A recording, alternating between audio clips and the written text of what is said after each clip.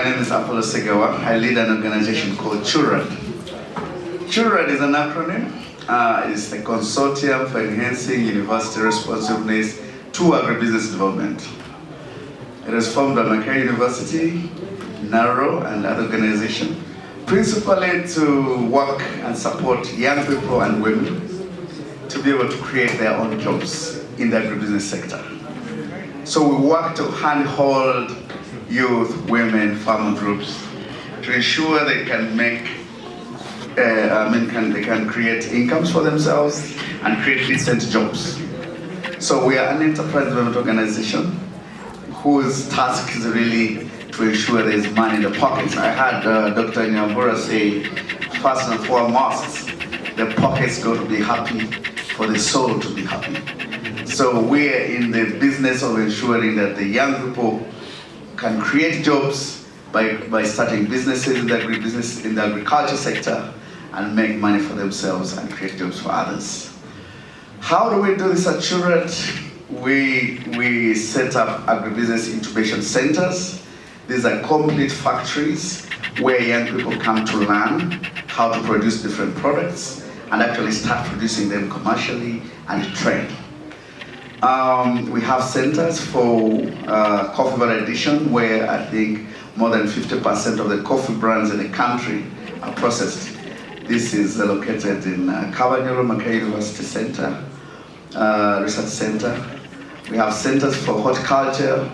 We have centers for cereal handling, fresh horticulture, as I indicated, snack production. These are all in Namambu Industrial Park. We are building centers for dairy and beef in Ginger, and also for oilseed and feeds. And I would say this cannot happen properly without the support of the religious leaders. We struggle for land to set up the centers, and it's because of the work we do, I do personally with my religious leaders. I am a Protestant by religion, so I work closely with Canon Kaiso. I managed to use the social capital to try to get these spaces where we can not only set up these hubs where we skill young people, but also use it as a tool to mobilize the youth that we need to work with. So it is very important in our work to have faith as part of our delivery model, because we know that through religious leaders we can reach the young people that we can now uplift, empower, and support to create jobs. I think that will do it for now. Thank you. Thank you very much. That links up with what Daniel said. Faith leaders are respected and listened to. The messages are coming through. Yes, sir. Thank you so much. ADRA stands for Adventist Development and Relief Agency, and it is a humanitarian organization under the Seventh-day Adventist Church. We work with faith leaders. We work with them, and also we cooperate with them. We do have programs with them, and even in our programming we have within our country strategy, which is called the Faith Pathway. And so I just want to share with you a bit in terms of what we do with regards to decent work and economic growth. Just like you may know that God gave humanity work, not as a punishment, but as a purpose. Not as a toil, but as a partnership in creation. Work dignifies, and I think we had this initially. It provides meaning. It restores, and it restores hope. And I just want to share with you also a glimpse of what we do in areas, let's say, like Bidibidi. And as you know, that Uganda is a home to 1.8 million refugees. It is the largest in Africa. And this is because the government has a progressive policy. These are not just numbers that 1.8 million, but they are our neighbors. They are our responsibility, you and me. and they are God's beloved. And so, most of these are young people, just like my colleague has indicated, aged between 18 and 35. And these are ready for purpose, but lacking access to school or even formal jobs. These youths are not a burden to us. They are the Josephs and the Esthers in waiting. If only we place tools in their hands, truth in their minds, and hope in their hearts. And that's where we have our program known as the Aspire TVET program. It comes in as a powerful example of SDG 8 in action. And this is, we do competence-based training where 80% is hands-on.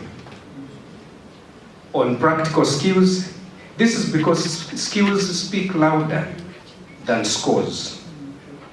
And we have these young ones, they make juice.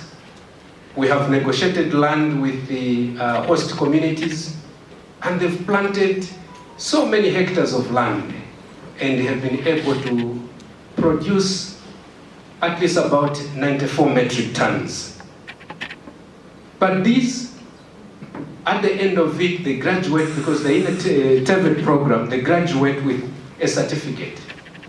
But a certificate not for what they memorize and so that they can be able to get it. No, but what they are able to do.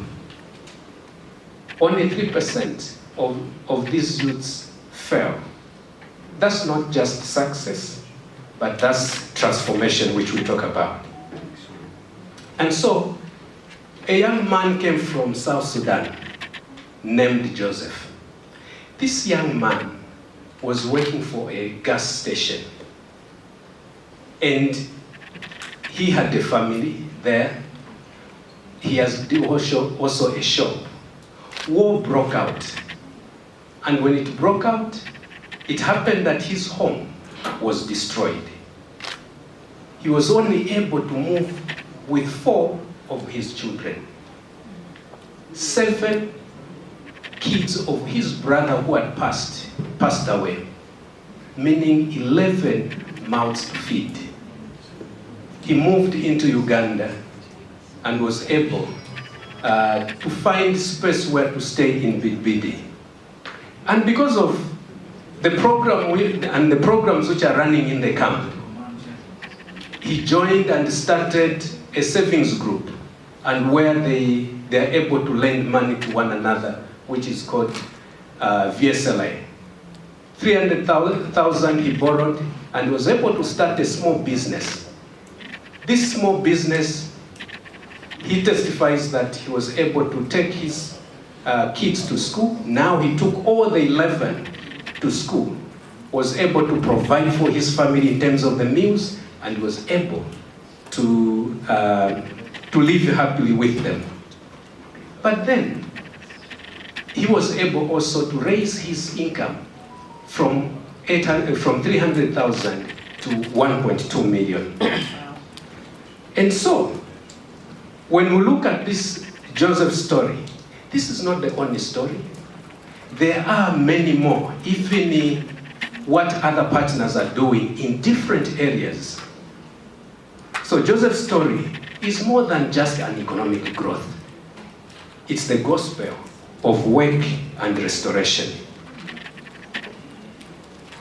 Now, what are we here for? And what is our role as faith institutions, churches, mosques, and dioceses? We are keepers of hope, and hope is not passive. It builds, it trains, it equips, it creates jobs, and raises entrepreneurs. Imagine,